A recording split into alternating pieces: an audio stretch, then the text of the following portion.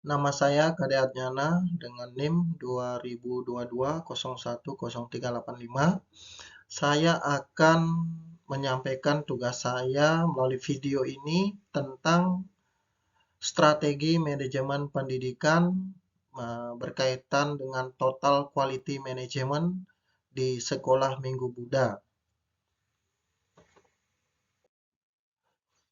Perkembangan globalisasi dalam aspek ilmu pengetahuan atau IPTEK akan membawa dampak bentuk kualitas layanan pendidikan. Berjalannya perkembangan globalisasi mengharuskan pendidikan harus memiliki keunggulan dan ketangguhan.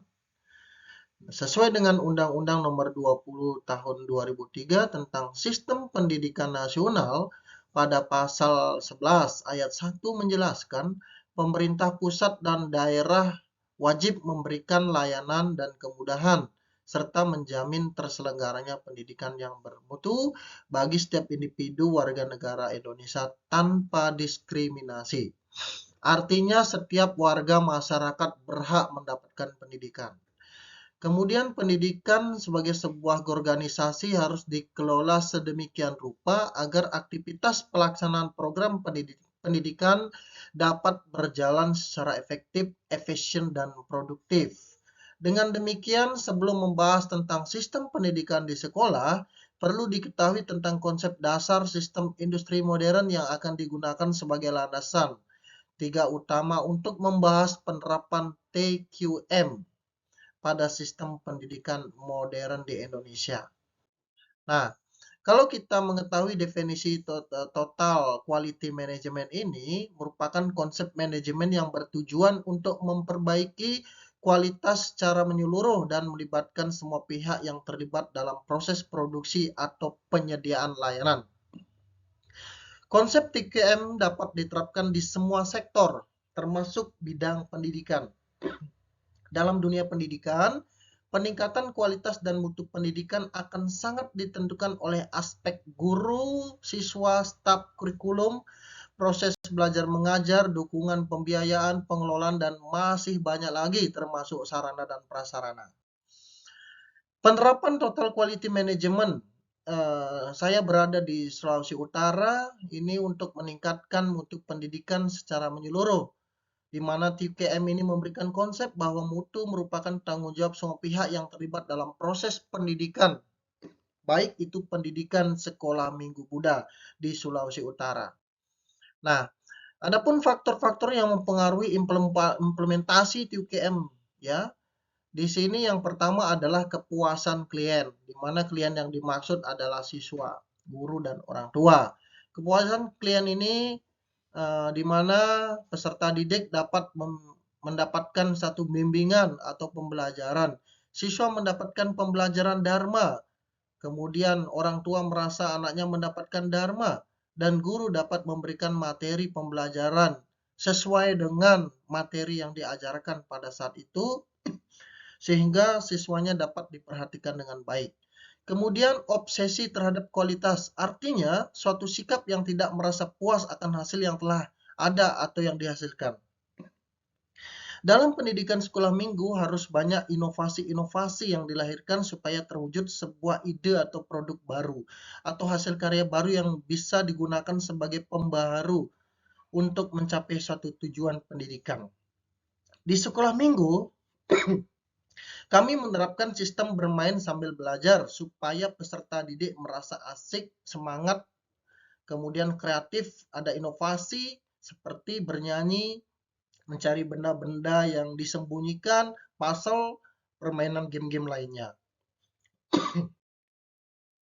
Pendekatan ilmiah sangat perlu dilakukan karena anak-anak di sekolah minggu ini membutuhkan semacam satu kreativitas, yaitu melalui pendekatan-pendekatan moralitas, seperti demikian juga menggambar dan lain-lainnya.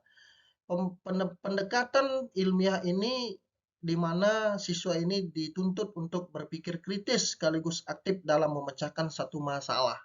Nah, kemudian dalam jangka panjangnya, suatu paradigma baru dapat melaksanakan pembelajaran. Untuk itu dibutuhkan budaya, disiplin, dan inovasi pendidikan yang baru pula. Nah, di sini suatu program pastinya dalam jangka panjang seperti mengadakan program Pabaja Samanera atau praktek atasila nih, retret meditasi, pelaksanaan disiplin moralitas kita lakukan pada setiap akhir semester atau setiap liburan sekolah untuk anak-anak sekolah minggu di Sulawesi Utara. Adapun kerjasama tim ini sangat diperlukan karena adanya kerjasama tim antara guru orang tua, guru dengan siswa, sangat membantu di dalam peningkatan proses belajar mengajar. Kemudian adanya perbaikan secara berkesinambungan. Aktivitas pendidikan ini meningkatkan level dari satu pendidikan dengan melebarkan fokus perubahan serta merencanakan implementasi proses perubahan melalui implementasi kurikulum yang sesuai dengan budaya sekolah.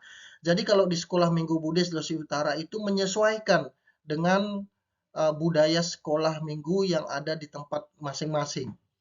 Jadi fleksibel, tidak harus terpaku pada kurikulum yang diberikan oleh Kementerian Agama.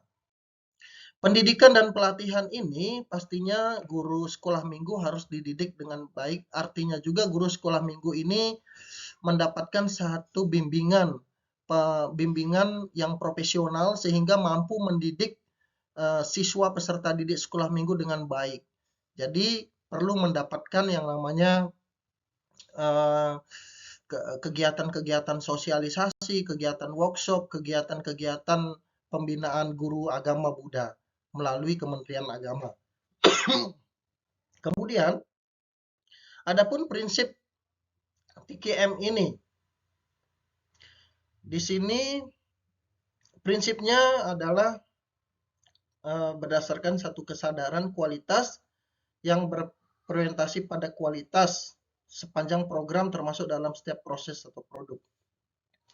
Artinya bahwa dalam pendidikan harus didasarkan pada kesadaran siswa untuk mau belajar dengan melakukan berbagai kegiatan keagamaan. Program TKM harus mempunyai sifat kemanusiaan. Kemudian program TKM ini harus didasarkan pada pendekatan desentralisasi, yaitu memberikan wewenang di semua tingkat, terutama di garis depan, sehingga antusiasme keterlibatan bersama, tujuan bersama menjadi satu kenyataan. Jadi dalam sekolah minggu Buddhis yang kami bimbing di Sulawesi Utara, itu tidak terlepas dari program QKM melalui pendekatan desentralisasi ini. Kemudian program QKM harus diterapkan secara menyeluruh sehingga semua prinsip kebijaksanaan tercapai di setiap sudut. Nah, jadi produk berdasarkan Bill Craig ya, di mana ada satu titik pusat untuk tujuan dan pencapaian organisasi, di mana relevansi dan pendidikannya di sini melahirkan siswa-siswa yang aktif dan kreatif, ya, karena mereka memiliki satu bakat dan minat. Ini harus dituntun, kemudian dikembangkan, digali bakatnya, minatnya ada atau tidak, kita gali melalui pembelajaran-pembelajaran yang menyenangkan. Kemudian mutu dalam bentuk produk tidak mungkin ada tanpa mutu di dalam proses. Jadi proses ini sangat penting, ya. Seperti guru sering mengikuti berbagai satu pelatihan-pelatihan, pengembangan diri, kemudian melakukan semacam studi banding, sehingga kita memiliki suatu produk atau sekolah minggu ini dapat terbina dengan baik. Oke. Mutu dalam proses tidak mungkin ada tanpa organisasi yang tepat. Jadi organisasi ini perlu dibuat bagus dan harus dijalankan dengan baik sesuai dengan SOP atau sesuai dengan kesepakatan dari para pengurus organisasi itu untuk mencapai satu tujuan yang baik. Organisasi tepat tidak ada artinya tanpa pemimpin yang memadai. Artinya meskipun organisasi itu ada, tapi kalau kualitas dari SDM dari organisasi itu tidak memadai, maka organisasi pun akan ambruk. Di sekolah Minggu Buddhis yang kita pimpin, yang kita kembangkan, ini kita berusaha untuk mencari guru-guru yang mampu di dalam mengajar Dharma, kemudian pembinanya juga bisa menguasai dharma, sehingga ada korelasi atau hubungan secara ikatan emosi maupun dari segi pengetahuan antara pembina dan guru-guru atau pengurus dari sekolah minggu Buddhis itu dapat terlaksana atau dapat sinkron, ya, dapat nyambung dengan baik. Kemudian yang kelima adalah komitmen kuat dari bawah ke atas, merupakan satu pilar pendukung bagi semua yang lain. Ini sangat penting di dalam perkembangan sekolah minggu Buddhis, karena membangun satu komitmen ini merupakan satu hal yang sangat penting sehingga organisasi dalam sekolah minggu ini dapat tercapai dengan baik. Karena kalau lemah, maka semua akan menjadi lemah. Jadi pilarnya ini harus kuat. Pembinaannya harus kuat, pengurusnya harus kuat, guru-gurunya juga harus mampu berinovasi. Nah, artinya dari semua penjelasan tadi terdapat satu kesimpulan di mana implementasi sekolah minggu Buddhis melalui TKM ini di mana memiliki satu manfaat yang signifikan dalam meningkatkan satu kualitas pendidikan dan pelayanan yang optimal. Kemudian diperlukan partisipasi dari semua pihak yang terlibat, kemudian adanya satu dukungan dari yayasan, majelis, dari Kementerian Agama, serta evaluasi dan pengawasan yang terus-menerus. Namun tantangan dalam implementasi TKM ini dalam sekolah minggu Buddhis di Sulawesi Utara ini tidak dapat diabaikan begitu saja. Oleh karena itu perlu adanya komitmen dan dukungan dari semua pihak terkait dalam implementasi TKM di sekolah minggu Buddhis. Demikian tugas saya. Terima kasih. Namo Buddhaya.